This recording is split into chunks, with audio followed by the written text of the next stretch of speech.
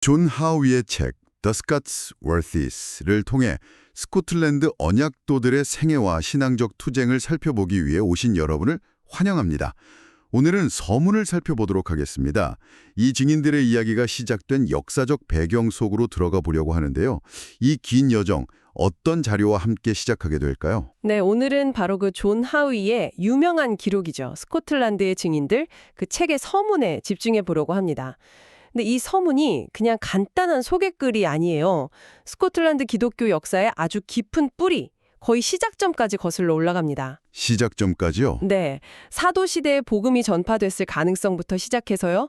그 토착 신앙이었던 켈트족 드루이드교와의 충돌, 또 독특했던 쿨드 수도사들의 역할, 그리고 점점 강해지는 로마 카톨릭의 영향력, 또 거기에 맞섰던 초기 개혁 움직임까지 정말 방대한 시간을 다루고 있습니다. 와, 정말 긴 시간이네요. 그래서 이 서문을 제대로 이해하는 것이 앞으로 우리가 만날 그 언약도들 있지 않습니까?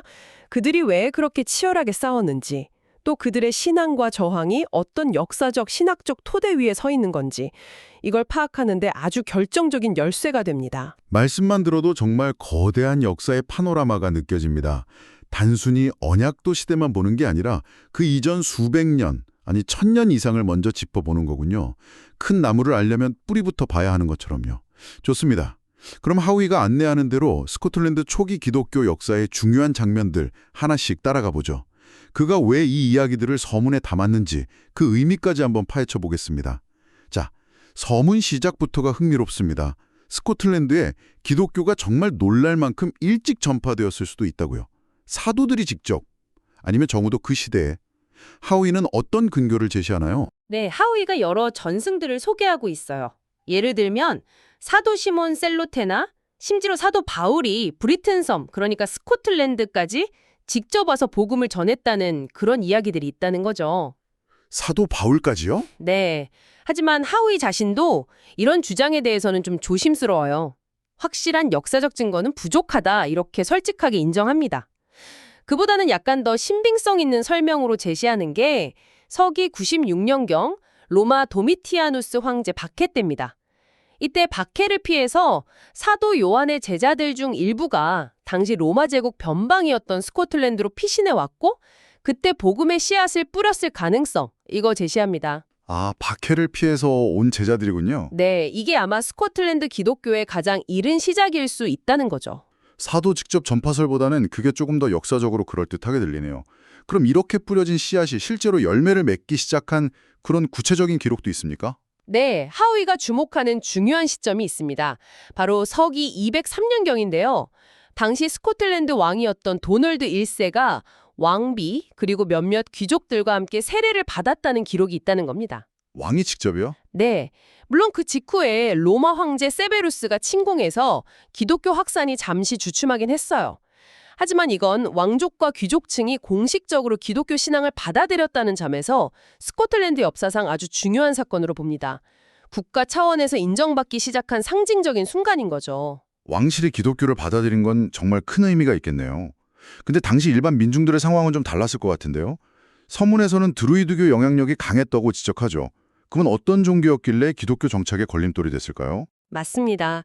이 드루이드교가 단순한 토착신앙 그 이상이었어요. 드루이드 사제들은 종교 의식뿐만 아니라 교육, 사법, 정치까지 사회 전반에 걸쳐서 정말 막강한 영향력을 행사했습니다. 사회 시스템 자체였군요. 그렇죠. 하위는 이들의 제의가 구약시대 이스라엘 백성들이 빠졌던 그 바알 숭배나 아세라 숭배 같은 그런 우상 숭배 성격이었다고 묘사합니다. 떡갈나무 숲에서 인신제사를 드렸다는 기록도 있을 정도라고 하니까 기독교의 유일신 사상과는 정면으로 충돌할 수밖에 없었죠. 인신제사까지요? 네, 그러니까 자신들의 기득권이나 사회적 지위를 위협하는 새로운 종교가 등장하는 걸 쉽게 받아들일 리 없었던 거죠. 와, 그러면 초기 기독교인들은 정말 힘겨운 싸움을 벌였겠네요. 종교적 신념 차이를 넘어서 사회, 정치 권력 구조와도 맞서야 했으니까요. 이런 상황에서 기독교는 어떻게 살아남고 뿌리를 내렸을까요? 역설적이게도요. 하위는 바로 이런 강력한 저항과 박해가 오히려 초기 기독교의 순수성, 또 생명력을 증명하는 계기가 되었다고 봅니다. 아, 오히려요? 네, 외부 압력 속에서 신자들의 믿음은 더 강해졌고 또 드루이드 교회의 미신적인 모습과 비교되면서 기독교 진리의 우월성이 드러났다는 거죠. 결정적인 전환점은 서기 277년경 크라틀린스 왕 때입니다. 이 왕이 드루이드교 세력을 아주 강력하게 몰아내고 기독교를 국교 수준으로 받아들입니다. 국교 수준으로요? 네, 심지어 드루이드교의 모든 기념물들을 파기하라는 명령까지 내렸다고 하니까 그 의지가 얼마나 확고했는지 알 수 있죠. 하위는 이 시점을 사실상 스코틀랜드 기독교가 제도적으로 정착하는 중요한 기점으로 평가하고 있습니다. 드루이드교 시대가 그고 이제 기독교 시대가 열리는군요. 그런데 또 다른 박해가 찾아옵니다. 로마 제국 전체로 휩쓴 디오클레티아누스 황제의 대박해 때. 이번에는 브리튼 섬 남부 기독교인들이 박해를 피해 북쪽 스코틀랜드로 피신해 왔다고요. 그리고 이들이 쿨디라고 불리는 독특한 수도 공동체의 기원이 됐을 수 있다고요. 하나님을 경배하는 자들. 쿨토레스 데이라는 뜻이라는데 이들은 어떤 특징을 가졌기에 하위가 주목하는 걸까요? 네, 이 쿨디의 정확한 기원에 대해서는 사실 학자들 사이에서도 의견이 좀 분분해요. 아주 초기 원시 기독교까지 거슬러 올라간다는 설도 있고 또 6세기 중반 아일랜드 선교사 콜룸바로부터 시작됐다는 설도 있고요. 다양합니다. 기원부터가 좀 논란이 있군요. 네. 근데 하위가 강조하는 건 그 기원보다는 그들의 특징과 정신입니다. 그는 쿨디를 로마 카톨릭과는 다른 보다 성경적이고 순수한 초기 기독교 신앙의 모습을 간직했던 공동체로 그리고 있어요. 아, 로마 카톨릭과 구별된다는 점이 중요하겠네요. 구체적으로 어떤 점들이 달랐던 걸까요? 몇 가지 중요한 특징들이 있습니다. 첫째는 이들은 세속적인 부나 권력에는 별로 관심이 없었어요. 영적인 봉사와 가르침에 헌신했죠. 무지한 이들을 가르치고 약한 이들을 위로하고 성례를 집행하고 제자를 키우는 게 주된 사역이었습니다. 봉사와 가르침에 집중했군요. 네. 둘째는 로마 교황의 수위권, 그러니까 교황이 모든 교회의 우두머리라는 주장에 명백히 반대했습니다. 대신 성경의 권위를 최고로 인정했죠. 성경 중심이었군요. 네, 그렇죠. 셋째는 중세 수도원처럼 세상과 딱 격리돼서 기도만 한 게 아니라 사람들 속에서 함께 노동하면서 자급자족하고 복음을 전하는 그런 형태였습니다. 사도 바울처럼요. 함께 노동하며 복음을 전했다는 점이 인상적이네요. 그리고 그들 나름의 감독 시스템도 있었다면서요? 특정 지역 주교가 아니라 동료들 중에서 뽑아서 순회하며 격려하는 방식이었다고요. 이건 로마 카톨릭의 계급적 주교 제도와는 상당히 다른데요. 좀 더 수평적인 느낌이랄까요? 정확합니다. 하위는 바로 이 지점에서 초기 스코틀랜드 교회의 독자성, 그리고 경건함을 발견하는 거죠. 쿨델 감독자들은 영구적인 권력자가 아니라 동료들의 필요에 따라 임시적으로 선출되고 또 그들에게 책임을 지는 형태였습니다. 장로교와도 좀 비슷한 면이 있네요. 네, 후대의 장로교 정치 원리와 유사한 면이 있죠. 하위는 이걸 통해서 스코틀랜드에는 로마 영향력이 강해지기 전에 이미 성경적인 교회 질서와 경건한 신앙생활의 모범이 있었다는 걸 보여주려는 겁니다. 이게 바로 그가 서문에서 쿨디를 비중 있게 다루는 이유죠. 그렇군요. 하지만 이렇게 독자적인 길을 걷던 쿨디의 시대도 영원하진 않았군요. 어떤 위기들이 닥쳐왔나요? 네, 크라틀린스 왕과 그 후계자 핀코르막 왕 때까지는 쿨디가 번성했지만 핀코르막 왕이 암살당한 후에 스코틀랜드가 다시 혼란에 빠집니다. 로마 제국의 간섭, 또 북쪽 이민족인 픽트족의 침략, 내부 분열까지 겹치면서 국력이 크게 약화되죠. 안팎으로 어려움이 많았군요. 네, 특히 서기 380년경에는 로마와 픽트족 연합군에게 결정적인 패배를 당해서 왕과 많은 귀족들이 살해당하고 수많은 스코틀랜드인들이 아일랜드나 스칸디나비아 같은 곳으로 망명을 떠나야 했습니다. 망명까지요? 네, 이 참혹한 시기에 쿨디 공동체 역시 큰 타격을 입고 흩어져서 소수의 성직자들만 비밀리에 신앙을 지키며 숨어 지내는 상황이 되었다고 해요. 망명 생활의 기록에 따라 44년 혹은 27년이나 지속되었더니 정말 국가적인 위기였네요. 신앙을 지키긴 더 어려웠을 텐데요. 그런데 반전이 일어나는군요. 네, 시간이 흘러서 픽트족이 과거 로마를 도왔던 걸 후회하고 오히려 남은 스코틀랜드인들을 돕기 시작합니다. 여기에 로마 군대가 브리튼 섬에서 철수하는 상황까지 맞물리면서 기회가 찾아와요. 아, 상황이 변하기 시작하는군요. 네, 덴마크의 망명해 있던 퍼거스 2세가 돌아와서 흩어진 스코틀랜드인들을 규합하고 잃었던 땅을 되찾는 데 성공합니다. 대략 서기 404년 혹은 420년경의 일로 추정됩니다. 이때 숨어 지내던 쿨디들도 다시 세상으로 나와 교회를 재건하는 데 힘썼고 오랜 고난 속에서도 신앙을 지킨 그들은 백성들에게 이전보다 더 큰 존경과 신뢰를 받게 되었다고 하우이는 기록합니다. 고난을 딛고 교회가 다시 세워지는군요.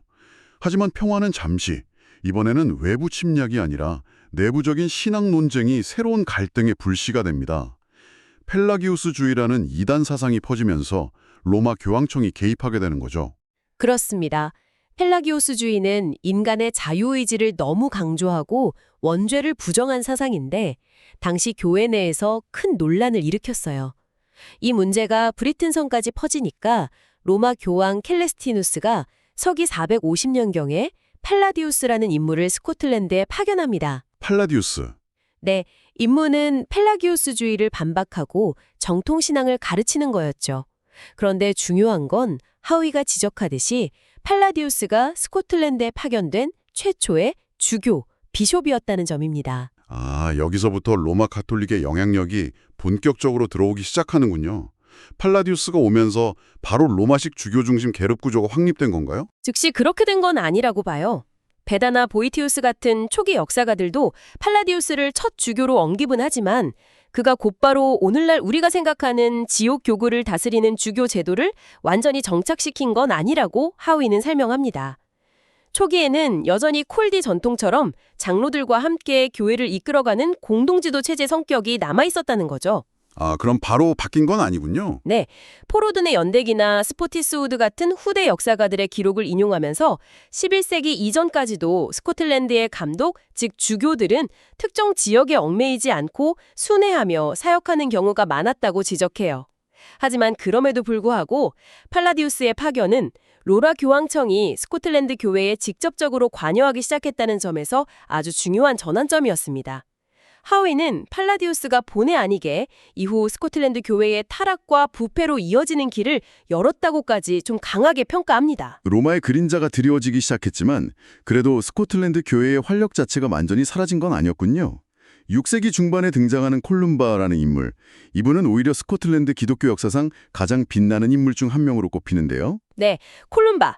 아일랜드 왕족 출신인데 서기 563년에 12명의 동료와 함께 작은 배를 타고 스코틀랜드 서해안의 작은 섬 아이오나에 도착합니다.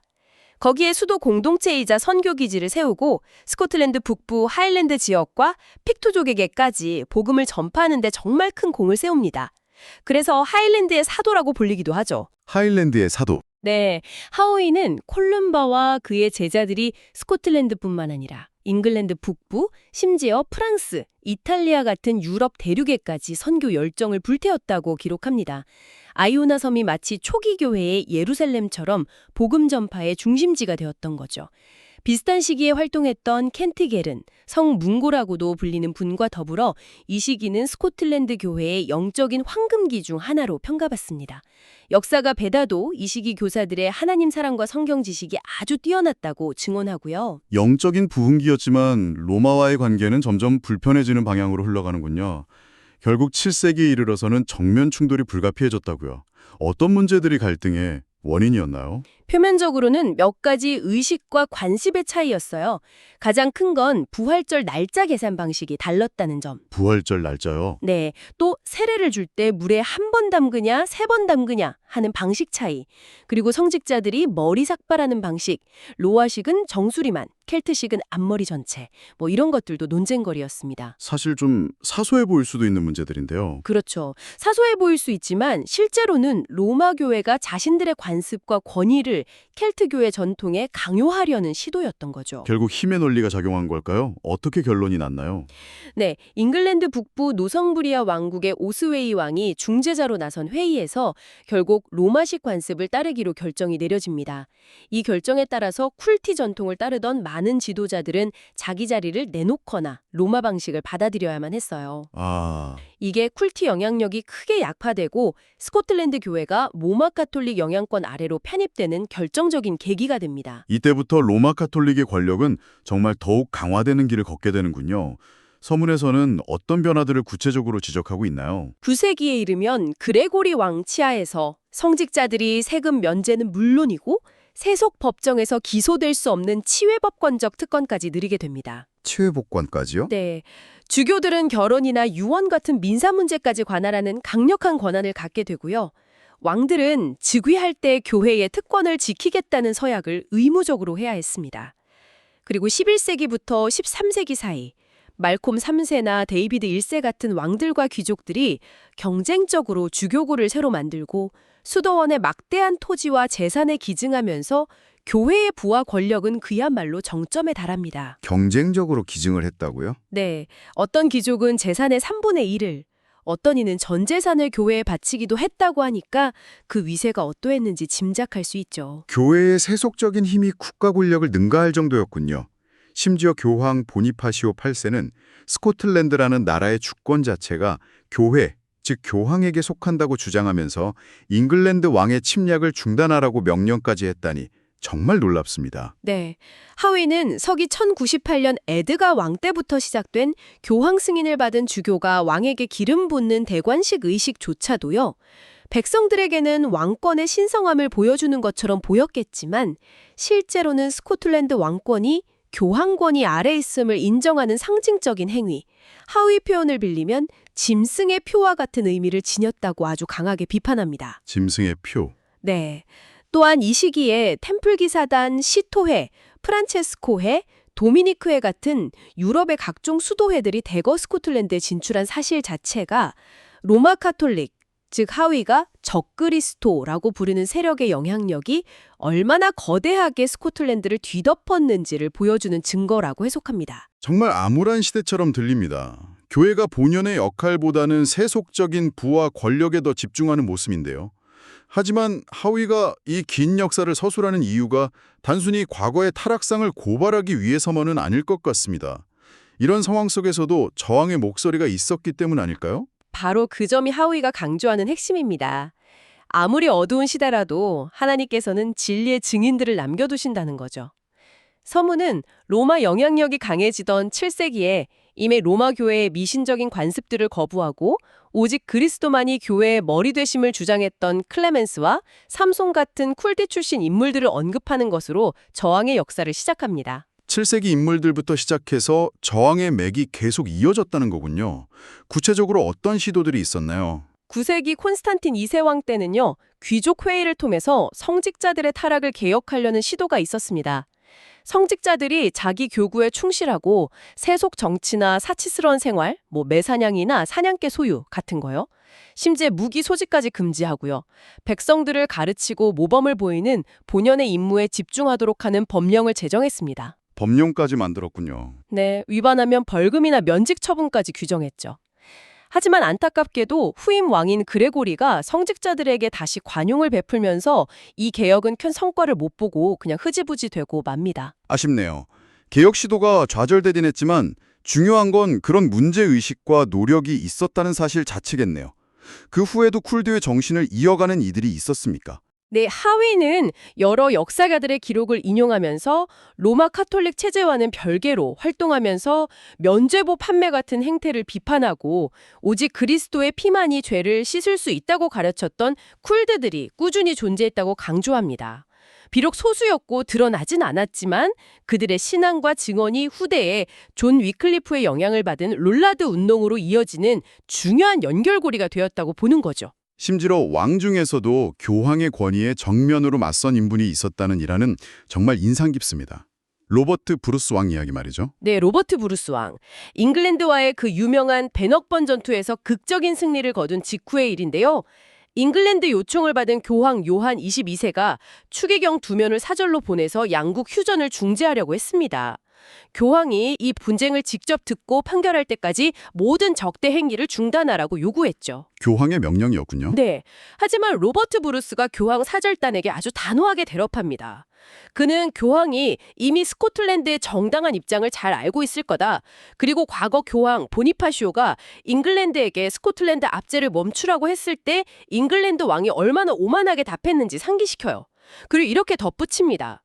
이제 하나님의 도우심으로 우리가 승리해서 빼앗겼던 땅을 되찾았을 뿐 아니라 잉글랜드를 침공해서 그들을 좋은 이웃으로 만들 힘까지 얻게 되었어. 와, 그런데 지금 휴전을 제안하는 건 그들이 시간을 벌어서 더 큰 군대로 우리를 다시 치려는 속셈에 불과하오. 교황 성악계는 죄송하지만 나는 내가 가진 이 유리한 고지를 스스로 포기할 만큼 어리석지 않소. 와, 정말 대단한 배짱입니다. 당시 교황 권위가 하늘을 찌르던 시대였을 텐데 일국의 왕이 교황의 중재 요구를 이렇게 정면으로 거부하다니요. 그 결과는 어땠나요? 당연히 교황 사절들은 격분했고 스코틀랜드 전체를 파문하겠다고 위협하면서 떠났습니다. 하지만 로버트 브루스는 전혀 개의치 않고 오히려 잉글랜드 북부를 침공해서 자신들의 힘을 과시했죠. 하우이는 이 일화를 통해 세속 권력 앞에서도 굴하지 않았던 스코틀랜드의 독립정신, 나아가 부당한 교회 권위에 맞섰던 저항정신의 한 단면을 보여주고자 했던 것 같습니다. 그렇게 끈질기게 이어져온 저항의 역사가 마침내 15세기에 접어들면서 종교개혁이라는 더 큰 흐름으로 이어질 준비를 하는군요. 근데 흥미로운 점은 이때 교황청 자체가 분열돼서 여러 명의 교황이 서로를 파문하는 극심한 혼란기였다는 사실입니다. 이게 오히려 개혁의 기회가 되었다니 역사의 아이러니네요. 그렇습니다. 서방교회 대분열이라고 불리는 이 시기 1378년, 1417년은 교황 권위에 심각한 타격을 입혔고 많은 사람들이 교회의 부패와 모순을 목격하면서 개혁의 필요성을 절감하게 만들었습니다. 이런 분위기 속에서 스코틀랜드에서도 순교의 피가 뿌려지기 시작합니다. 서길 1407년경 영국의 개혁자 존 위클리프 사상의 영향을 받은 존 레스비라는 인물이 스코틀랜드 퍼스에서 설교하다 체포됩니다. 존 레스비. 네, 그의 죄목은 교황이 그리스도의 대리자가 아니다. 또 참여하지 않는 자에게는 교황이라도 죄를 사할 수 없고 사제에게 죄를 고백할 필요가 없다고 가르쳤다는 것이었습니다. 그는 결국 이단으로 정죄받아서 화형에 처해졌는데 마지막까지 큰 인내심으로 순교했다고 기록되어 있습니다. 첫 순교자의 피가 뿌려진 지 약 10년 후 이번에는 보헤미에 출신 개혁자 얀 후스의 영향을 받은 인물이 또다시 순교하게 되는군요.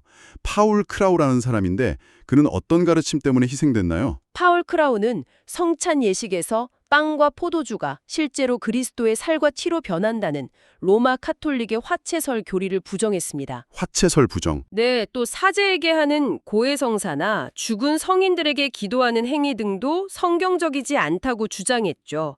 결국 그 역시 이단으로 몰려서 1433년 세인트 앤드류에서 화형에 처해졌습니다.